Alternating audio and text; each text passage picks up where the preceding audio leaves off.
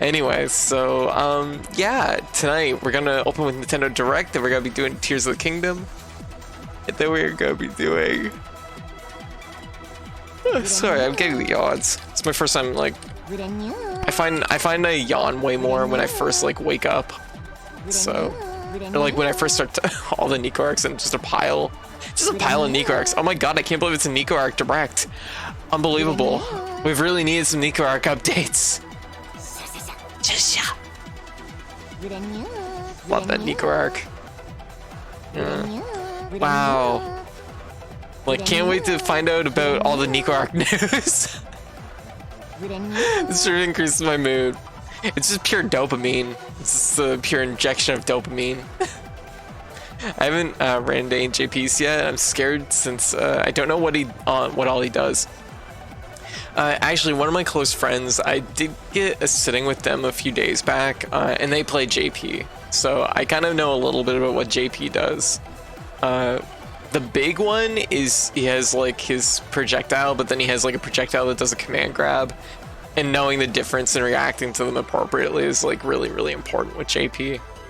Like, basically just knowing to like be mindful of his trap setups and particularly that command grab projectile. That thing is really, really nasty. It's one of those things that is just like, this just one is my favorite. Yeah, I actually need to sit down because I can actually customize the sound for each one of them. And I've been meaning to kind of do it, but I kind of just want to leave it the way it is because I just like the fact that they all just like doing their like Nico arc sound, and then you have the one that does sha sha sha. Sha sha sha had to be that sound. I had to clip that sound myself. Yeah. Anyways, but yeah, so we had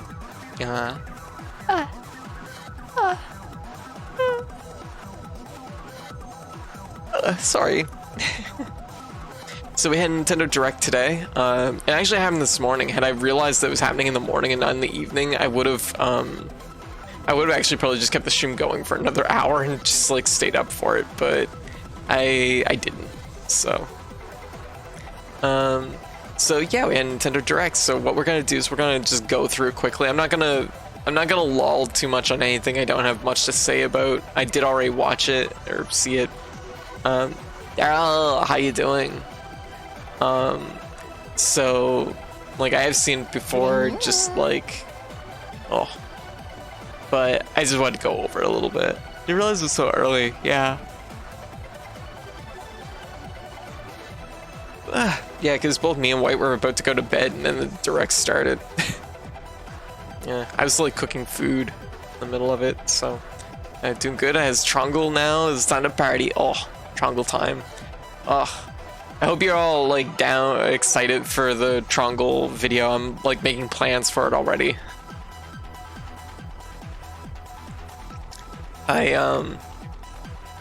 Yeah, I'm literally like, it's like section 2 article 26 of the Geneva Convention is like, I already know what pages to refer to when I'm like talking about it. Panda, thank you for the sub. How you doing? Yeah, how's things going? Oh, thank you. God, 47 months. Yeah, one of the OG. Yeah. There was one game, not spoiling it, that I saw and said nostalgia has killed me. Here, take my monies. Oh, gotcha. Well, this is like definitely if you're worried about spoilers for this and you haven't seen it and you want to see it under your own like volition, I guess, like, go do it. I am just gonna be talking about this in broad, so I'm not gonna, if I spoil something before we get to it, I spoil it. Yeah, there is gonna be spoilers for this Direct. But for the most part, I am gonna go through game by game. But I'm not gonna, like I said, if I don't have a lot to say about a game, I might just skip through it. So, yeah. So, anyways, let's get started. So, Nintendo Direct. Ooh, y'all give me a heads up how the volume is. If it's too loud, too quiet. So right away, Pokemon, new Pokemon content. This was kind of a given. We knew that there was going to be DLC coming up. Like, yeah, volume is good. Okay, good. Also, I just gotta say, like, I know that like Rika is like the character that really got all the attention in this Pokemon game. Well, not just Rika, but like there's a few characters. But I just gotta say, like, where is she? Oh, keep jumping it back. Not far enough. Tell me more about this character. I want to know more about her. She's like a fucking. She's like a luchador queen. I fucking love it. I'm actually surprised she didn't get more attention. He got more attention than she did. What the hell? That was like surprising. The amount of things I've seen about this man on Twitter. Look at him. Like, the amount of attention, it was too relatable. Boring Man was kind of great. Like, Millennials identify very strongly with Larry. Yeah, I know, right? He deserves the attention. He does. So, anyways, I haven't played this Pokemon game. I kind of do want to, honestly. I don't know if it's improved much. I don't know if they've patched it better and made it smoother or not. I don't know. I haven't heard too much, honestly, since release, because the first like few weeks everybody was just like, damn, did they play this before they like dropped it? It does look really nice though when you see the trailers. It's like, oh, I like a bit of the aesthetic going on. Oh,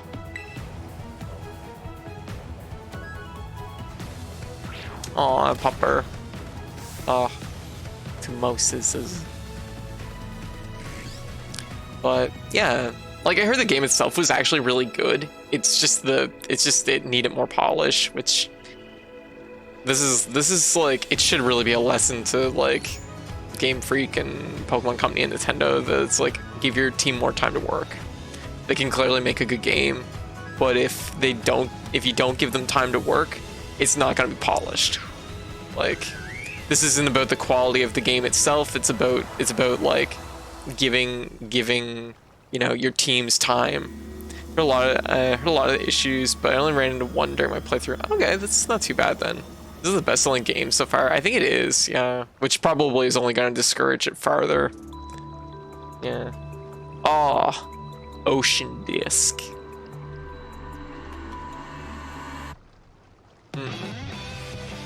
Off to the Indigo Disc. It's most fun I've had with a Pokemon. See, that's the thing I've heard, right? Is that people, like, even though it's glitchy, people have fun with it. Yeah. I feel like each new one's the best one, selling one. That's the thing with something like Pokemon. When it's as big as Pokemon, your audience is always kind of just, like, broadening a little bit. For the most part, like it's rare to make a real dud and have it like shrink. People still bought it and there's no incentive to let their team take their time. Yeah, which is like, that's kind of the upsetting part about it, but yeah. But it looks really cool. I should really jump in on it at some point. I don't know, I just need to play a Pokemon game. Probably Infinity Fusion is the one I'm gonna play. Some cool designs. Once again, I just gotta say, like, this is like the thing that does not get enough like of a shout out to Pokemon. Is the actual character designs are really fucking good. Like, you don't just like expert level character design. You cannot like make a character like Larry like so widely appealing without just like knowing how to nail it. Yeah, the humans are designed slap, which is way more than they should, right? You think it's going to be about the monsters, but as I get older, you realize the characters themselves are just, like, excellent. Like, just really fun designs, really cool. And, you know, you're interested, you want... Like, this is why you see so much, like, Pokemon fan work, where it's, like, focused on the characters themselves, because the characters are really enjoyable, and people want to know more about them, and want more content related to them. So, maybe a Pokemon fan again. Nice. Yeah, like, it looks really cool. So, hello everyone, yeah. I'm Shinya Takahashi, and I'll be one of your guides for today's Nintendo Direct. Yeah. I'm Yoshiaki Koizumi, and I'll also be joining today. That was the latest trailer for the Hidden Treasure of Area Zero, the paid DLC for the Pokemon Scarlet and Pokemon Violet games. The first half of the trailer took place at a festival in the countryside. The festival looks really cute. That's a really cute idea. To be in a completely And I like the fact that they're doing like, you know, things that are kind of almost contrasting each other. It's not just like two DLC things that are like, will be available in the future. that it's not just like And the same thing twice, you know what I mean? Like they're going really in distinct directions. held in Pokemon Scarlet and Pokemon Violet. It's also why there's so much stuff like, here's my gym sauna, because people then get to flex their design muscles too. Exactly, right? Right? New Sonic game, of course. Squad of superstars. I will Sonic and say, friends are spinning. I will say about this, this trailer looks like, you know, when you don't see a side-by-side comparison, it's not too bad, but when you see a side-by-side comparison between the Switch version and all the other version, or at least the version the trailer they showed before this one, you do kind of see where the Switch is really starting to show its age, unfortunately. Like the other versions definitely look a little bit more polished than the Switch version, but you know, if it's the platform you want to grab it on, like why not? So you got portability. Yeah, minus new Sonic Heroes and Sonic 4. Yeah. I will say, Skies as Tails. oh, that's fun. Scale walls and Yeah. glide as Knuckles. Or swing a It looks good. I like the fact that they're like, you know, they're like broadening it, giving you lots of different characters to play as. Amy, yeah. can summon a storm of clones. Uncover hidden secrets. And so much more. And for the first time in the series, local co-op Yeah. is available for up to 4 That's pretty players. cool. I don't know how that's gonna work though. Like the thing with the local co-op is And like, for the first so time like the in series, I remember back when New Super Mario Brothers came out like ages ago. This was like kind of a thing where it was like, actually here, just let me get my music going here. I'll just put it like lower in the background. This is like the thing with this, like New Super Mario Brothers like ages ago had like kind of a similar thing where it's like 4 players on screen. It does become a race very quickly, which in a game like Sonic could be really, really hard to deal with. Obviously you don't want it to become that, but like, you know, and if you're having fun pacing yourself with your friends, like that's great. But like, there's still like, I'm curious how this game is going to handle like that distance. You ever play Sonic 2 with another person controlling Tails? It's impossible to keep Tails. Yeah, for Tails to keep up, it's impossible even in Mario. Exactly. So I don't know how this is going to work. Like, as much as this is a cool idea, that's exactly the problem, Panda. That's exactly what this is. So I'm just like, co-op is available for up to 4 like it's a players. cool idea on paper, but it's gonna be complete chaos. But it looks really nice, like lots of fun ideas. Combine your Like powers and take on the it, evil Dr. it Eggman. feels a little bit more inspired than like Sonic the Hedgehog 4. You know what I mean? Sonic the Hedgehog 4 felt like it was just kind of treading over the same territory again. This feels like it's trying to do something new. Around the corner. So it's just like, yeah, I don't know. Welcome to Yeah. Pelia. In this I did see this. I guess it's free to play. Like, I don't want to say farm simulator because it's not really what it is. But anyway, so I don't have a lot to say about this one. There's some cool things in there. Like, I like the idea of playing with your friends and doing like basically Harvest Moon with your friends. That's a good idea. That's a good pitch. Like, obviously with Stardew's success, like it makes sense that why not make more games like that? They didn't have Shadow. There's no controlling the chaos. Oh my god, Andrew. What kind of coziness will you choose? So cute. Fair. I always worry though when they say free to play like that. Like, it's like, where's the monetization gonna be, right? Ignite your heart. New Persona 5 game, tactics game. I actually gotta say, like, even though I have my feelings about Persona 5, in particular, about the Persona series in particular, yeah, it's free to play. Yeah, instant disinterest. Yeah, I'm kind of like, have to keep an eye on that, see what the monetization is. They didn't really specify in the trailer. Oh, During battle, assess the situation and determine whether to unleash an attack up So anyways, close like, from afar. honestly, or using a I persona will say this kind of feels to me like when I actually see this, that the armies that at least like it's something that's like got a different energy to it than just kind of trying to do Persona 5 again. You know what I mean? Like it's like, oh, it kind of has like a Wonderland-esque kind of feel to it. You know what I mean? Like there's something a little bit like different feeling about it, which I think is like really helpful for a spin-off. Because like if your spin-off is basically just your game but in a different form, different genre, like that's, I don't know, like you gotta have something that like is new, fresh, you know what I mean? Yeah, Smithy, how you doing? Rawr. Yeah, Persona 5 has been so weird with its spin-offs, all completely different genres. Yeah, they're all different genres, and there's nothing wrong with different genres, but it is like, I would like to see a little bit of like, feeling like they're doing something different rather than just retreading the same thing again. I mean, I know they're not, but like they're kind of like, I like to see it like branch out a little bit. And I think this actually looks pretty good, like as a turn-based like tactical strategy game, a tactical RPG. This I like the fact that you do an attack, you get one more, so you get to act again. I think that's fun. That'll make it flow good. This like lining your characters up for this triple strike is really cool. I think that's really sharp. That's stuff that I'd like to see in Disgaea actually. Yeah, it looks pretty cute. Yeah. I hate getting nickel and dimed. I yearn for games where you pay up front and they never bother you again. Yeah. What is Arena's true objective, and what truths lie hidden in this strange world? Yeah, my day's been going good.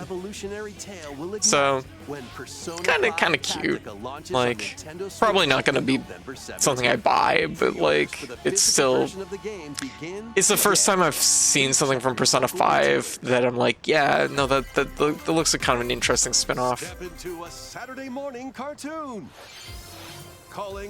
This one, like, I could like literally point to any of my like close friends and be like, yeah, hey, this is the game that you need to look at. There's a lot of people I know that would be really about this game. Not for me personally. It's both a first person game, which is gonna definitely like make me sick, but then yeah. Remember back when Pokemon Unite sold one skin for $50? Yeah, that game's like super predatory. Like it's super fucked up. Like it shouldn't, that should be like, the Pokemon Unite is like so fucking bad that it's just like, this is like, it's like at a certain point you have to like look at something like that and be like, damn, like this is like this. Yeah, see, that's the thing, right? Pokemon Unite is like free to play, but like then like you look at the costumes and they're all like, you know, apparently like $50, and it's like, geez, that's really gross. Like, it's a weird thing because like games are like there's a level of like games that have become services, and the idea is you're never going to own it all, that you're going to buy maybe a skin for your character and you're going to play it free, and that's all that's really expected. But like, because we're so like used to the idea that it's like you buy into a game and you get the whole experience and you get like everything on one purchase, like that is what we expect. But like, it is very distinctly, it is like a service. You're not going to own everything. You don't, you know what I mean? Like, I'm not justifying it, I'm not like implying that, but it's predatory on people say OCD as getting everything is a pain. Yeah, and but that's the thing, right? Like, they're building it around the idea that you're never gonna own everything. Like, is there absolutely somebody sitting at their fucking big business table in the shadows, like rubbing their hands together? Like, here, just one sec. Is there somebody in the shadows like this? Yes, absolutely. There's no question. There's somebody that's like, yeah, they're like, yes, there's gonna be some whale that we like catch that's gonna like buy it all. Yeah, and see, like, that's the thing. That's why it feels especially like gross with Pokemon, like something that's Pokemon focused, because Pokemon is a game that's literally about collecting everything. So when you do something like Pokemon Unite, it feels especially slimy. Like there's there's gonna be people that are like, I've played every other Pokemon game, and it's like, of course I want to have all the stuff, and then they're gonna find out that all the stuff is thousands of dollars, and that's fucked up. But like, it is something that it's like, it is a thing where there's like a transitional difference where it's like, you know what I mean? In just like the approach, almost like Pokemon is a franchise that breeds obsession. Exactly, Vendito. After dropping some gold in Marvel Ultimate MMO, I learned my lesson. Yeah, and that's the thing, right? Yeah, from what I've heard, pretty much every Nintendo free-to-play game was aggressively predatory with its monetization. That sucks. I haven't heard too much about their other games. I've seen a little bit, like pictures here and there from their Mario Kart game, but that's about it. And I noticed that they seem to be regularly like putting out content and costumes for it. Like, it is one thing where like I do understand that it's like having like costumes and having a ongoing flow of content for a game is a nice feeling sometimes, because like you play a game and you feel like it's ever growing, it's ever changing. But there is like that element of, it's like, you know, that comes at the cost of like, can you ever really own it all most of the time? And that's like the hard part, because like I've been avoiding them for impulse control reasons. Yeah, and it's like, really, that's like, it sucks. Like, there probably needs to be more guidelines put in around stuff like that, because Pokemon Unite is very, very like, that was the one that really stood out to me as being like, this is like really like bad. Ara, meow. Like I will admit that I did play it a couple times. I didn't drop any money on it, but I did play it a couple times. So, but it is like, yeah, this is dangerous. This is a dangerous game. I'm gonna drop money at the spur of the moment. I'd rather do it like donate to someone's cafe. Yeah, and that's the thing. Like, that's the funny part about it, right? That's the funny part about it is,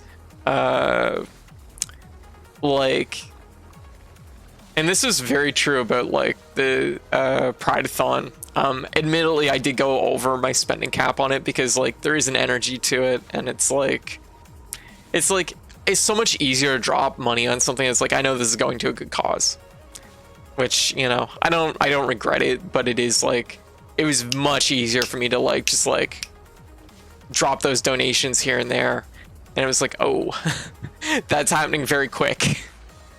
So, but yeah, Liz got me hooked. Does Liz play Pokemon Unite? What? I can't even picture that, honestly. I can kind of picture that. Yeah, I had no idea. Well, anyways, this seems like a game that probably is gonna like grab some people I know.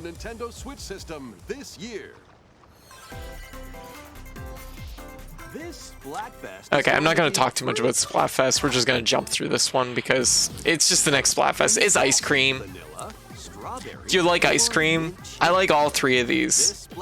I'm probably going to go with mint chip, probably. It's hard to say. Probably mint chip. These choices are delicious. I do like the fact that the ink actually, like, this is a... Okay. I will say this.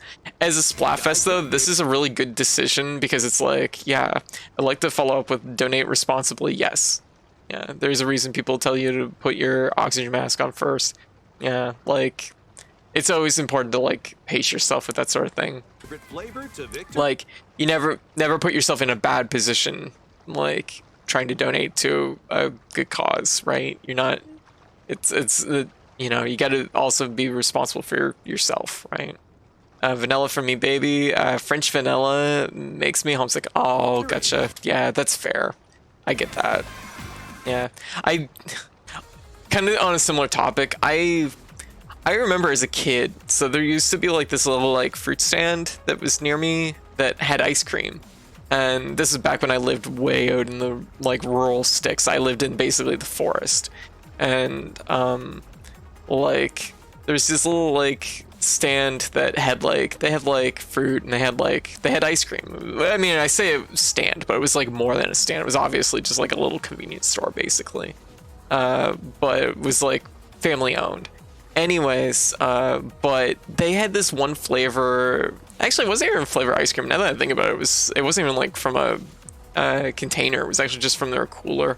But anyways, I remember getting these ice creams as a kid, and it had like such a distinct like orange flavor, but I never knew what they were. Like in my mind, I couldn't like composite what it was because I never had them. After we moved, I never had them again. And here, like a few years ago, my mom picked up some ice cream on sale, and one of the flavors was like I forget what it was called. It was like Treasure Trove or something like that. And the moment like I tasted it, it was just like, wow, I remember this from when I was like 3. Like I remember this from when I was like 3, 4, and 5, and like having this on the regular, and it was just instant, and I demolished that container. Yeah, so it was just like, oh, like immense amounts of nostalgia, which is usually not something I experience from food. Ice cream shop I grew up near, run by an Indian family. We did these amazing spice blend flavors. Oh, that sounds so good. Nothing has ever matched up to that. Oh, gotcha. Yeah, my grandma, I used to buy a tub of French vanilla for me every time I went back to India. Oh, so it's the first thing I'd eat was French vanilla ice cream. Oh, that's super sweet. Oh, no, I've just processed the realization that if I go back to India, neither of the apartments I grew up in are in the family anymore since my grandparents, oh, gotcha, sold them. Oh, yeah, that's always a weird feeling. I know, like, knowing that like my grandparents on my dad's side, we used to travel to a different province to visit them, and like their house was like so like iconic like in my mind. Like it was just like such a quaint little like house, and it was kind of unique, you know what I mean? So it was like it was one of those houses that was like of the age that was like, this is like kind of a unique house, and knowing that it's like gone now is just a weird feeling. I need to take a moment. Hey, absolutely Hive. Also, once again, I just want to stress that when it comes to like game monetization, like predatory monetization, like all monetization really is predatory when it comes down to it, which is the fucked up thing. Like mentally, I'm still like trying to tackle like how do you like approach doing more content for your game, but like also avoiding like it being predatory. I don't have a firm answer for that, admittedly, but like but it is something that's like, it is something that I think does need to be like addressed. In themed battles with challenges. More Splat-tastic events are on the way. Yeah. So anyways, Splatoon stuff, foggy stuff, it's fine, whatever. And that comes from me. I love Splatoon 3, so. Detective Pikachu, I don't know how this ultimately was as a game, but like it's a cute little town. Yeah. I hereby proclaim this day the start of Pokemon Friendship Week. It's Pokemon Friendship Week. Pikachu. Yeah, I didn't play the first one. Still kind of weird looking to me. It looks strangely like unpolished to me, but it's like, eh. It's whatever what it was. Not like an amazing game, but I'm glad I'd have more. Okay, fair. Something tells me this is just the beginning. It's weird having Ragnar the Blood Edge voice Pikachu. Also, Felly, if I didn't say hi, how you doing? How's things going?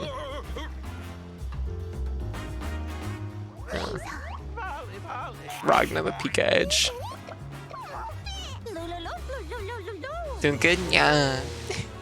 Good. I'm not gonna stick around too long on this one.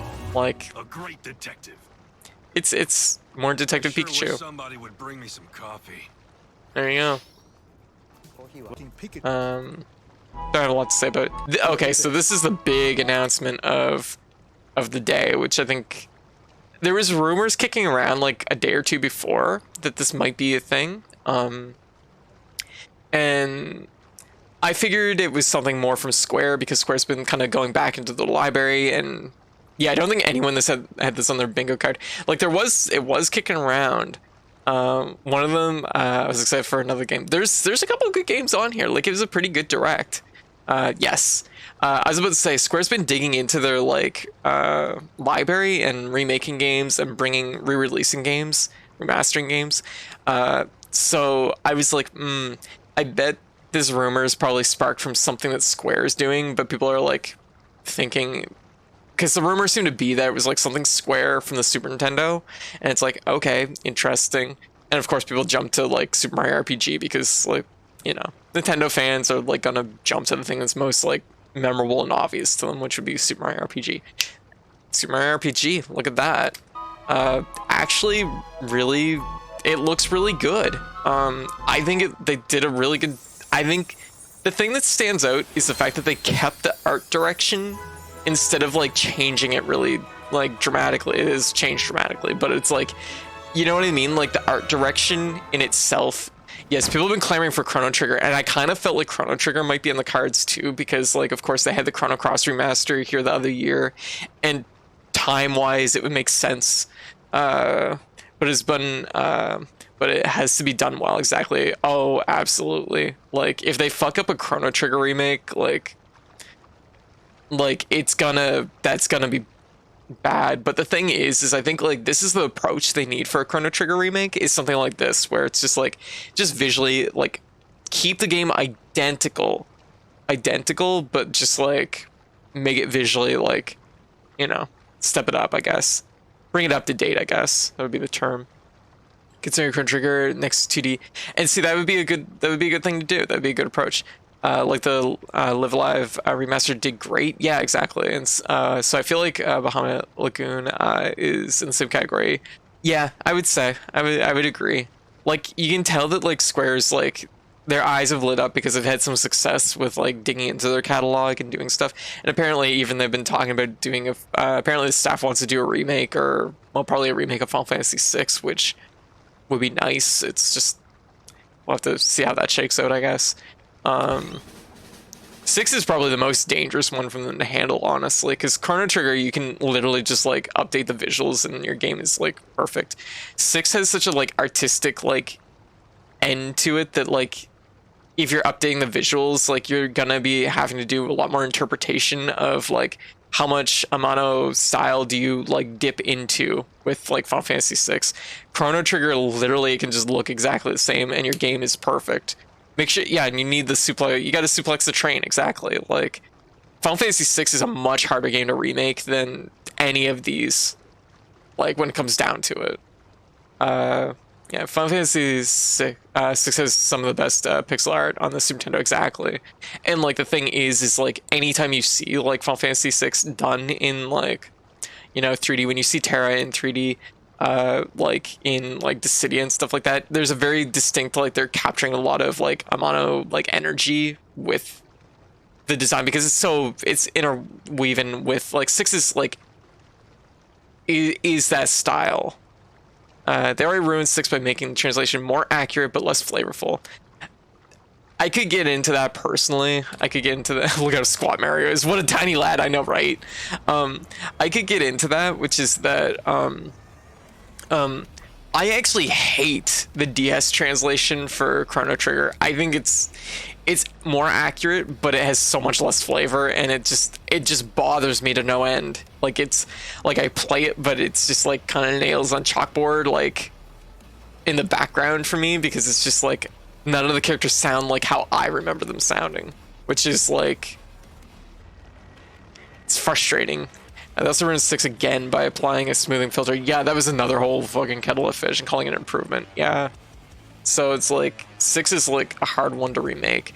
But Mario RPG, this is a good indicator that at least somebody, so this is definitely more on the Nintendo end, has like the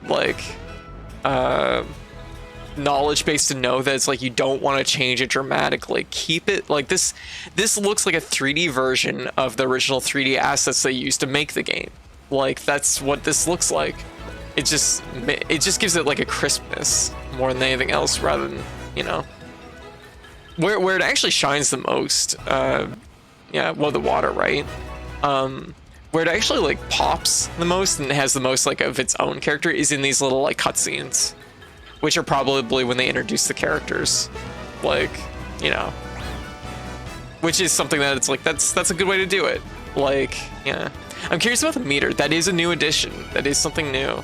Then can we get that guy to direct Paper Mario? Yeah, really. Like, it's really cute. It's really fucking cute.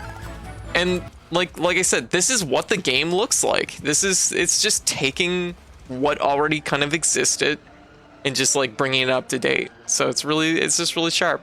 Aw, hi, thank you for the sub. Thank you. Jerry said Wang. Yeah. It's Chang Kong. It is Chang Kong.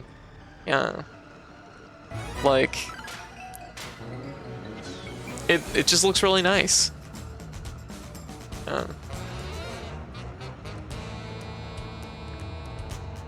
I will say the lighting is fucking...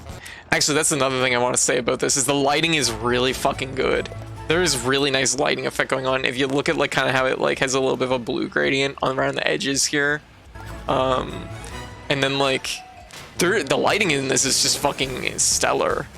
Like you really notice it even like in this particular cut here where it's a sundown, you know, or sunset. Like, ow. Yeah, Evie, how you doing? Like, also of course the music is like super good. Apparently the original composer is back. Like, this just looks super fucking tight. Like, once again, the blue gradient looks really nice. Like, it's just really sharp. Spell animations look great, right? Like, this is like, you know, it's a team that clearly like knew that it needs to stay true to the original. Look at this. This is absolutely fucking gorgeous. Look at this. Like, just like this one little cave. Like, you can tell, like, there's so much, like, it's, yeah, I know, right? It looks so pretty. Like, it's rare to see them do, like, a remaster of something, a remake of something like this, and have them just, like, capture the artistic direction of the original, but make it feel even better. Yeah. Like, so it is just, it's really nice looking. I think they've outdone themselves. This is gonna be a really fun game. It's gonna be a really, what can you say about it? I mean, the fact that they knew to make the characters like their kind of uniform size, give us the little tiny like squat Mario and Peach, like that really says a lot about like understanding like the importance of how this game must look to really capture the feel of the original. So, you know, hell yeah, shitty Yoshi racing minigame. Oh god, that minigame fucking sucked. I hope they do a little bit more with Yoshi's Island, because it was always kind of a letdown. That's why it feels better to me. Don't personally feel like the tilt shift all toy set look like Link's Awakening remake captures the essence of the original. Yeah. Originally Like, released on Super NES. like it looks really The good. original game or not? Why not take the opportunity to jump into the very first RPG in the Mario series? Like, Mr. Koizumi, that last trailer featured Mario, but he's not the only one getting a game. Huh? What do you it was mean? itchy. Yeah. Let's take a peek.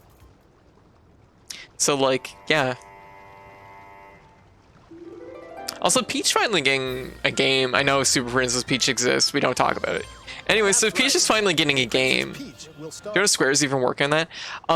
Hard to say. Like, it kind of feels... So when it comes to Mario RPG here, it kind of feels like it might be... one of my friends mentioned that it feels like it might be like...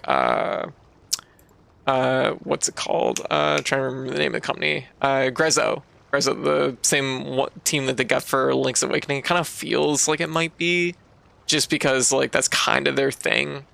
Like at this point, how can you not love a game that has that have us the vibe wants? Or not. Why not take the opportunity Like, to jump into the oh my very God. first RPG in the Mario series? Like, God, I can't get over it. It just looks really good. I'm super pleased about it. Let's take a peek. It does like leave me with like a really weird feeling though, because it's like the original was just like the original for so long. There was nothing, like realistically, Super Mario RPG doesn't need a remake, but seeing what they've come up with, like it kind of does feel like it's like, damn, okay, this is pretty nice. It's hard not to be charmed by it. All right, so Princess Peach game. Don't know what it's about. Don't know what it's gonna be like. Princess But- Peach will star as the main character in a Yeah, it's brand new kind game. of cute. When she steps on this particular spot on stage, Like I was gonna say, like there's something like Peach has been a character that Nintendo's like, just like there's been potential there for like you can make good games with Peach. Like you can, there is an audience for that like you could tap into Nintendo, but they just Peach is criminally underused, exactly, and it's like you could like do something with like Peach as a character, and you can make games around Peach. Like there's an audience, That's all we'll show and for now. so it's nice to see them try it again. Super Princess Peach though is like definitely not the direction to go. Super Princess Peach is this one's a weird one to me. This one definitely looks like it's still really early, and it's like Dark Moon, originally released on Nintendo 3DS. I remember playing Dark Moon a little bit and being really, it just didn't hit for me. I don't know, someone probably, I mean, it's probably, there's gonna be people that want Dark Moon, a lone Dark Moon liker. Mario. No, I feel like there's probably more people, but it is something that it's like, I didn't really enjoy Dark Moon that much, so, Luigi. Looks I don't like know. Mario fans have a lot of games. to But look forward hey, to. like why More not? details will be shared in the future. Why not, right? All right, let's see some more headlines. Yeah. That's even more weird that the first game isn't on the Switch, right? That feels almost more weird. But you just port the original, like realistically, like it doesn't have to get into anything that like major. I guess this is like Batman. I liked Arkham Asylum. Didn't really care much for Arkham City. Haven't been back to the series. I don't have much to say on it. So I see like a little bit of Arkham Asylum. So I assume it's like a collection. I literally like kind of just phased out. I don't even think they're bad games. Yeah, Arkham Trilogy. Okay, so like Arkham Asylum has my recommendation. It's extremely good. But yeah, I don't have much to say about it. We're gonna jump ahead here. I have no idea about Gloomhaven. I know it's a big thing. Arkham Asylum is a Zelda game. It is a Zelda game. So it's a Metroid. It's a Zelda. It is what it is. Arkham Knight. How on earth are they gonna get that to run on the Switch? I have no idea. Like the whole trilogy, but Arkham Asylum is really tight. Yeah, see, that's how I feel, Paper. See, like my big problem with like the Arkham series is like Asylum was so tight and clean and polished. There was very little excess in that game where you could say, oh, this was like wasn't needed. This was like no good. Like it's so, yeah, it's tight. It makes you feel like you get the sense of the situation, the tension of the situation you're in, because it's like tight. City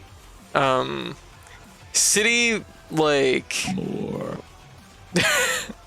Yes, exactly. I feel like they should really go back to Arkham Asylum and approach it like from, yeah, focuses in its design. Yeah, City unfortunately like focuses, like it has the problem that most open world games have for me, which is that they just focus, they give you a broad pile of things that you have and they just like have fun, which I know for a lot of people that's like they're over the moon, but like I have a friend that once described it as, and when they said it, which is really funny because they like the game, but like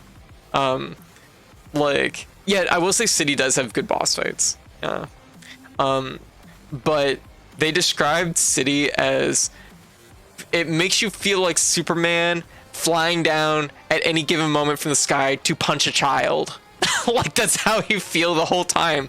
And when he said it, I was like, you know what, that's 100% right. Like, there's no tension whatsoever in this, because you're so, like, you can just swoop down, engage in whatever situation you feel like at a given moment, and just beat up everybody and then swoop off again. And it's just like, there's no tension at all. There's no, you know, you don't feel pressured in any way.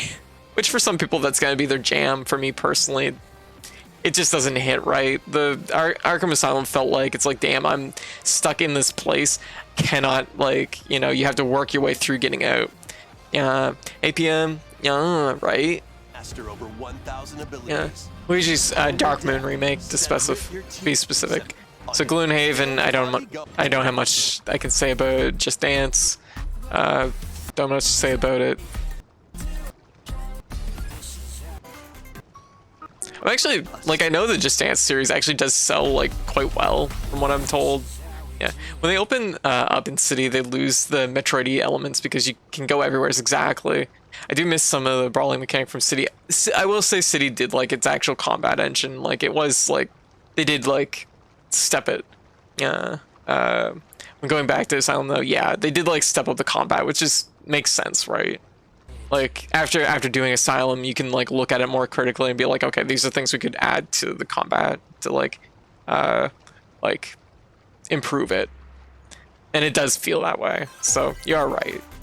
Yeah. A silent hope lies in a world. But I never forgot about that, swooping down, punching babies. One day, a once peaceful realm was silenced. It must work together to explore the abyss, changing dungeons and... Oh shit, I don't think I saw this. This was about the same time that I was making lunch, so... One day, a once peaceful realm was silenced by its king. Now, 7 wordless warriors will rise. In this action RPG, these heroes bound by fate must work together to explore the abyss and find the secluded king. However, with its ever-changing dungeons and powerful foes, conquering the abyss will be Okay, no dungeon easy crawler. feat. Wield weapons like swords, bows, Shit, magic, swords? and more to survive. Oh, hell this yeah. chasm. Finally, After swords, you return to back. base, materials you've collected will help you cultivate resources and forge new items. Repeated forays into the abyss will enable you to grow stronger and dive deeper. I will say the character designs are really cute. Really pop. Your guide on this journey is the kingdom's sorrowful princess, encased in a crystal of her own tears. Oh, I hate getting encased in a crystal of my own tears. Big mood. In the hearts of the silent warriors. Why did the king steal the world's Some worth? nice 2D And what animation awaits mixed the in there. warriors in the depths of the abyss? Silent Hope dives onto Nintendo Switch October 3rd. Marvelous. Okay. Yeah. It feels so generic, but I know I'm gonna play it. Bows too, they're spoiling us. Hot damn, I haven't played a game with swords and bows since yesterday. Cast spells and cultivate your best life in Fae Farm. Make use of magic to complete tasks. And I love running overcome into mischievous stones and breaking them. Enrich your farm to help your character flourish. Farming. Decorate your space to improve your stats for the day ahead. That was fun. I like that And idea. enchant your friends locally or online in 4 Actually, I will say that's actually really like clever, and I know a lot of games. There's probably games out there that do it already, but it's like if you're gonna have something that's like a Harvest Moon game with RPG elements, like yeah, I was about to say Rune Factory probably did that already, but it's like that's a good way to like conjoin those two elements together, to plug them together, because like too often it's like here's your Harvest Moon, here's your RPG dungeon crawler, and they're like almost separate entities, and it's like it's important to get those mixed in together and like making it so like if you improve your farm, you improve your RPG stats. Like that's a smart way to do it. Yeah. Hey Charles, or Charlize. Mispronouncing your name, feel free to correct me. Hey Bells, how you doing? Yeah, Charlize. How you doing? Welcome. So is it like anime Diablo? Fae Farm launches as a console exclusive on Nintendo Switch. This is okay. This isn't like a hard critique or anything. This isn't like insulting it or anything. But I will say the characters' heads are really, really round in this game, which is kind of like I'm just like, oh, September. like Parade. there ain't nobody here with a chin. Pre-orders Oh, whoa. Jump back here for a second.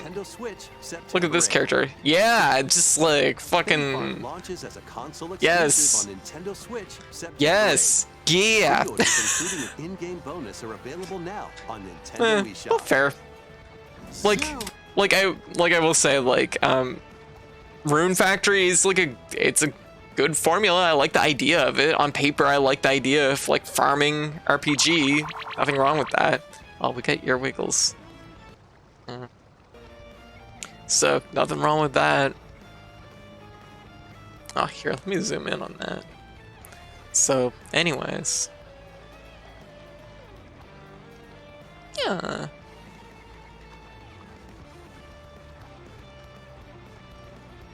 I'm not very zoomed in. We can zoom in more. There. Who knows what our audience wants? Yeah. They look like a little character. Yeah, they almost look like the off-brand Lego characters. They kind of do, don't they? Yeah, like Mega Bloks type characters. It's a wild racing action with Hot Wheels Unleashed 2. You know, actually, you know what was funny? Probably not a game for me, but I've heard that the Hot Wheels games have actually been pretty good lately. Like if you're looking for a racing game, apparently they're pretty decent. That's what I've heard. I don't know much about it. I wouldn't be able to say anything really why. Oh yeah, no, never mind. I saw it right there. You get to knock people off the edge. Yeah, I heard the first one was really fun. Have at it. You know what?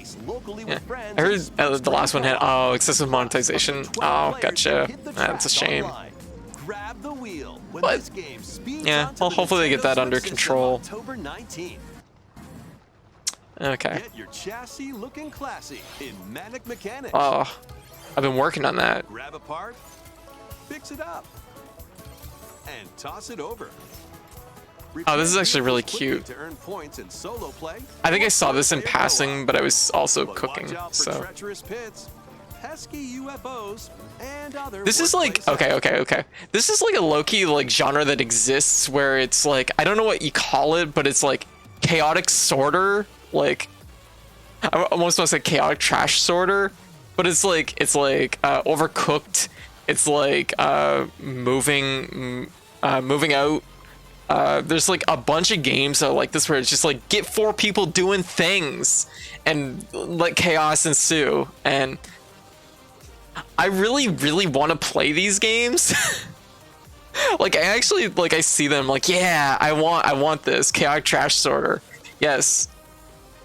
Like, I actually do kind of want to play these, but it's just like they rely so heavily on playing with other people, and it's just like I would need people for it. Paige, how you doing? I'm surprised. New Hot Wheels already, apparently. We're supposed to be moving out. At least me and you are gonna be moving out at some point in the near future. White. Rick 2 is pretty decently balanced for 2 people. Okay. But it's clear that these games shine at like their best when you have the maximum number. You hit maximum capacity and just have a bunch of people running around just dropping things everywhere and catching fire. Like that's where these games are like peak. This looks really cute though. Pre-orders begin today on Nintendo eShop. I'm not gonna lie. It's like there's like I'm kind of charmed by them. Isn't that Overcooked the one that became a big meme at GDQ? Did it? I didn't hear about this. What's the meme? Tell me more. Once again, apparently the Mario and Rabbids games are quite good, from what I hear. So, I don't know much about them. Yeah. People are like, yes, Chef, the whole event. Very good. Yeah, I forgot the third player's name and I feel bad. Oh. Aw, thank you for the sub. Thank you for the sub, Hive. Enjoy your sub page. Yeah. But here's the thing. Like, if you were to tell me, like, Mario, Rabbids, XCOM. Like, if you write these things on a piece of paper and be like, we're gonna make this game, I would be like, what the fuck are you going on about? Like, me getting like actually defensive. I'm like, what are you fucking talking about? No, it exists and it's apparently quite good. Available now on Nintendo eShop. I've heard, yeah, the first one is really good. That's what I hear, right? Extremely stupid idea, done troublingly well. Yeah. Shame it's Ubisoft though. Yeah, I remember listening to the director of it talk about it, and they seemed really sweet and passionate about the idea. And it's like, oh, it's hard not to like, you know, root for them. So the game that's on screen right now is Dragon Quest Monsters. Yeah. Oh my God, Aw. Monsters roam the land. And this is another series that I feel like doesn't get enough like credit, but like the Dragon Quest Monsters games are actually pretty good from what I've known. I've played 2 of them, and both the ones I played were really fun. They're like Pokemon if you were just to like, if you like numbers and you want Pokemon with even more in that like category, that's like what these games make me feel. A few years before Pokemon. Really? I don't think it was. I think the first one was like after Pokemon, wasn't it?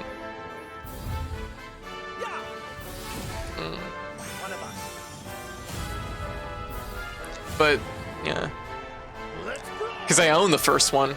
I'm like, I was there. Once again, me flexing my history of being a living fossil. Wait, no, not this one. There, this one. Hooah! Living fossil!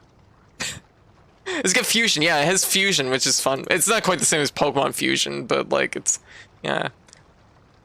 Yeah. Oh shit, I muted that by accident. I'm actually curious if it is actually older than Pokemon. Okay, yeah, I was about to say, because I own the first one, so I was like, I'm pretty sure it came out after Pokemon. Pretty sure, but let's be real, it's like memories from like 30 years ago, so like, I could be wrong. The so-called hero is here. But yeah, I've slept since then, exactly. That was Dragon Quest Monsters. Because I remember it being when Dragon Quest Monsters came out, the original one on Game Boy Color, or Game Boy. I guess I don't remember what was Color. People were hungry for more Pokemon, so that was like, it scratched the itch for a lot of people. Oh my God, it's We Cheeseburger. have more news on a certain game with plant-like creatures. Cheeseburger. Cheeseburger's a plant-like creature. Actually, now that I think about it, there's absolutely no plant-like, other than lettuce, I guess. Where the hell's Welcome to the Cheeseburger? Rescue Corps. As its newest recruit, you'll venture That's to a Cheeseburger mysterious hat. planet I always with get all these two sorts of mixed life up. There's forms. Cheeseburger There, and you'll Cheeseburger meet hat. plant-like creatures called Pikmin. Me completely And ignoring the Pikmin in the adorable background. rescue pup, Like, this Ochi. is my Cheeseburger hat. Boy, Then there's a your mission, should you choose Cheeseburger. to accept it, Where's prepare the Cheeseburger damaged at? Rescue Corps spaceship Cheeseburger. and save any castaways you find. All I'm right, gonna type frog at let's the end of the explore name. together. There. Shit, I missed all of Pikmin 4. I was busy looking away at... Welcome Yeah. to the Rescue Corps. No, it was Game Boy Color only, okay. As its Okay, newest right. recruit, I know it was you'll like in venture around that to a like kind of mysterious planet with 96, all sorts of life 98, forms. 99 range, but I couldn't really mentally like Plant-like creatures place if it called was on Pikmin. Game Boy or Game Boy Color. And the adorable Yeah. rescue pup, Ochi. But I do remember it because I was especially 2000. Yeah, God, it's actually really like that's always one of those things that like mentally is like weird in that time period. Is like the fact that the Game Boy Color is like only like a few years before like the PlayStation 2, GameCube, like that whole time span. I was actually like reading a thing, or like I was reading a tweet the other day about like the fact that like Final Fantasy 7 and like Final Fantasy 10 are only like 4 years apart, 4 or 5 years apart. And it's just like, that's such a weird time period because like gaming jumped like so immensely in that time span. Game Boy Color is really an odd console for a very short life cycle. It is. Yeah. And like people forget that like, I should play the new Final Fantasy game. Right now, do it. Technology exploded. Yeah, right. So like mentally, like something you have games that actually feel distinctly older because they were made for like essentially the Game Boy. Which, I mean, let's be real, the Game Boy also had a really long lifespan, which is really like bizarre too, because like it wasn't until really the Game Boy Advance that it jumped significantly. And like you know what I mean? Like that was like the game, like there was Game Boy Color games like in the early 2000s. Like people don't think about that. So yeah, it's funny because 1993 NES was still going alongside 16-bit consoles, right? I remember Warriors Woods coming out on both the NES and Super Nintendo, which is really bizarre because like as the low-key like competitive Wario Woods player in the room, it's really weird because they actually follow distinctly different rules too. They play different. Those two games actually play different. The Super Nintendo version does some things that probably the NES couldn't handle. So like, yes. Yes, White. You're the panel to pawn. You're the panel to pawn champ. I get to champion Warriors Woods. You get to champion panel to pawn. How many bits is the PS5? How many is it better than the Switch? Oh god, I have no fucking clue. I was like, redacted game seems. I can still go toe to toe in Warriors Woods. Yeah, true. Okay, fair. Which is really funny because Panel to Pawn's obviously like the better game. Like Warriors Woods, one of my close friends is basically a puzzle game master, and it always makes me laugh because me and him played Warriors Woods at one point, and he was so like he was just so annoyed with the game. He's like, this isn't a puzzle game, this is a fucking trash sorter, which is where that term came from. So I'm the champion of trash sorting. I might not be as good at puzzle games, but I am pretty good at trash sorting. I figure you figured Keith's big flaw in competitive puzzle games.